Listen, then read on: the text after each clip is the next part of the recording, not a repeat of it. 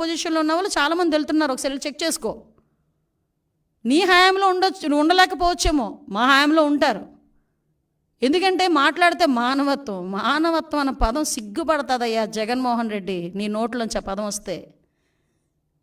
నువ్వు మానవత్వం గురించి మాట్లాడేటప్పుడు వెనకతలు పిక్చర్ వేసుకో. మీ బాబాయ్ హత్య, గొడ్డలిపోటు గురించి ఒక పిక్చర్ వేసుకో, అప్పుడు మానవత్వం గురించి మాట్లాడదు. కానీ వెనకతలు ఇంకో పిక్చర్ వేసుకో. నీ చెల్లి వీధి ఢిల్లీ గల్లీ తిరిగిన పొజిషన్ గుర్తుపెట్టుకో. మానవత్వం గురించి నువ్వు మాట్లాడేటప్పుడు షర్మిల ఈరోజు రోడ్డుకి ఎందుకు మీకు వ్యతిరేకంగా మాట్లాడుతుందో ఒక్కసారి ఆలోచించు.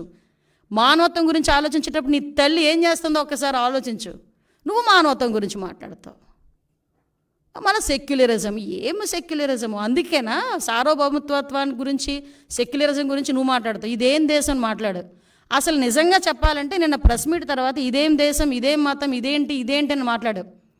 దేశద్రోహం, దేశ బహిష్కరణ కింద నిన్ను బయట పంపించేయాలి. అఫ్కోర్స్ నువ్వు ఎలాగో వెళ్ళిపోదావు నిర్ణయించుకున్నావేమో కాబట్టి ఇలాంటి మాటలు మాట్లాడుతున్నావు. లాస్ట్ 5 సంవత్సరాలు చక్కగా సంపాదించి బయట పెట్టుకున్నావు బయట దేశాల్లో. ఇంకెలాగ ఇక్కడ ఉన్న వాళ్ళు బయటకు వస్తే తన్నేలా ఉన్నారని చెప్పేసి వెళ్ళిపోవడం రెడీ అయినట్టున్నావు. అఫ్కోర్స్ అందువల్ల నువ్వు ఆ మాట మాట్లాడుతున్నావేమో. నిజంగా దేశద్రోహం చట్టం కనుక ఉండుంటే నిన్ను ఆ కేసులు ఈరోజు బుక్ చేసేవాళ్ళమే.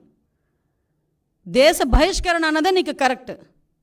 భారతదేశంలో పుట్టి భారతీయుడిగా ఉండి ప్రపంచంలో ఏ దేశం వెళ్ళినా కూడా నేను భారతీయుడినైనా సగర్వంగా నాకు తలెత్తుకుని తిరిగే ప్రతి భారతీయుడు సిగ్గుపడేటట్టుగా భారతదేశంలో ఉండి అదే ఆంధ్రప్రదేశ్ ముఖ్యమంత్రిగా చేసే 5 సంవత్సరాలు ఈరోజు నువ్వు ఇదేం దేశం అని అడుగుతున్నావంటే నిన్ను దేశ బహిష్కరణ కాకుండా ఇంకేం చేయాలి? అది నీ తాలూకా దేశభక్తి. నువ్వు సెక్యులరిజం గురించి మాట్లాడతావు, మానవత్వాల గురించి మాట్లాడతావు. కాబట్టి నేను అడిగేది ఏంటంటే ఇప్పటికైనా మళ్ళీ చెప్తాను, నేను ఎవ్వడూ ఆపట్ల. వెళ్ళు, ఈ రోజుకే వెళ్ళు. నువ్వు ఎప్పుడు వెళ్తానంటావో చెప్పు.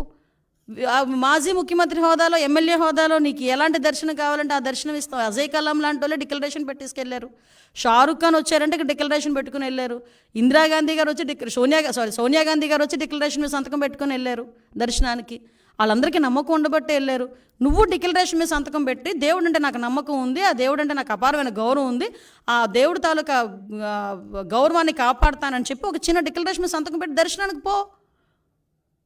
నేను వెనకది ఎంతమంది తీసుకెళ్ళి వాళ్ళందరికీ ప్రోటోకాల్ దర్శనం చేపిస్తాం. అంతే తప్పించి ఈరోజు నువ్వు ఇష్టం లేక, హిందుత్వాన్ని గౌరవించే సత్తా లేక, గౌరవించడం కూడా ఇష్టం లేక ఈరోజు తిరిగి మా మీద బురద చల్లడానికి ప్రయత్నం చేసే పరిస్థితి ప్రజలందరూ కూడా గ్రహించున్నారు. దయచేసి ఇలాంటి వాటి మీద పక్కన పెట్టి నువ్వు ఎప్పుడు వెళ్తానన్నా కూడా మేము చక్కగా మేమందరం వెల్కమ్ చెప్తాము. వెళ్ళి డిక్లరేషన్ మీద ఎనీ టైం డిక్లరేషన్ మీద సంతకం పెట్టి నువ్వు వెళ్ళొచ్చు అని చెప్పి జగన్మోహన్ రెడ్డి గారికి తెలియజేసుకుంటూ ఒకటి మాత్రం చెప్తున్నానండి, మన భారతదేశంలో అన్ని మతాల వాళ్ళని కూడా సమానంగా గౌరవించే పరిస్థితి ప్రతి ఒక్క భారతీయుడికి ఉంటుంది. గౌరవించి తీరాలి. ప్రతి ఒక్క సంప్రదాయాన్ని గౌరవించి తీరాలి. హిందువులోని కూడా చాలా సాంప్రదాయాలు ఉంటాయి, ఆ సాంప్రదాయాలను కూడా మనం గౌరవిస్తాం. అటువంటి పరిస్థితుల్లో ఒక కలియుగ వెంకటేశ్వర స్వామి అంటే ప్రపంచంలోనే ప్రాశస్తమైన గుడి.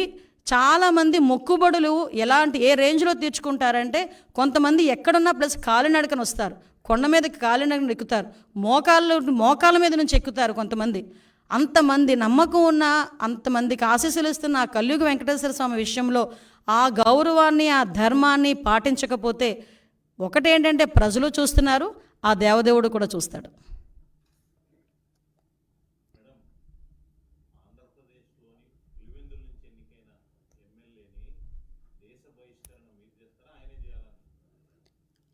విషయం ఏంటంటే ఆయనకి ఎప్పుడు సెల్ఫ్ గోల్ వేసుకోవడం అలవాటు.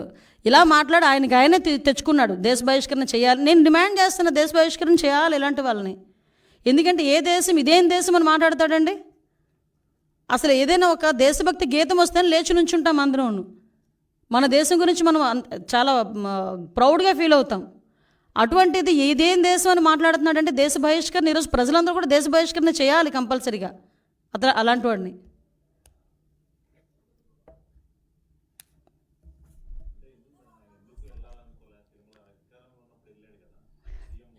వెళ్ళాలి అంటే డిక్లరేషన్ ఇవ్వాలి.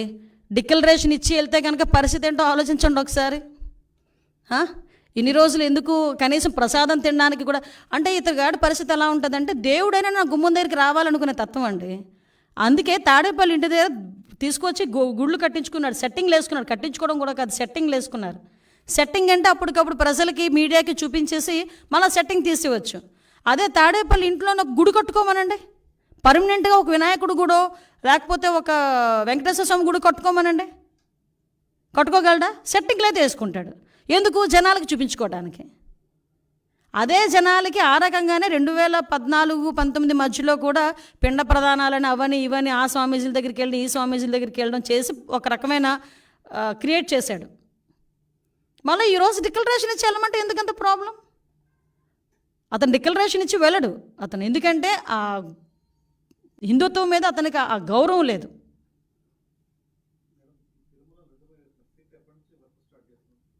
సిట్ రెడీ అయిపోయిందండి, ఆల్రెడీ దర్యాప్తు కూడా స్టార్ట్ అయిందండి. లేదు, ఇంకా ఒకసారి ప్రైమరీ ఇన్వెస్టిగేషన్స్ అవుతున్నాయి కదా, టైం బాండ్ పెట్టుకుని చేస్తాం.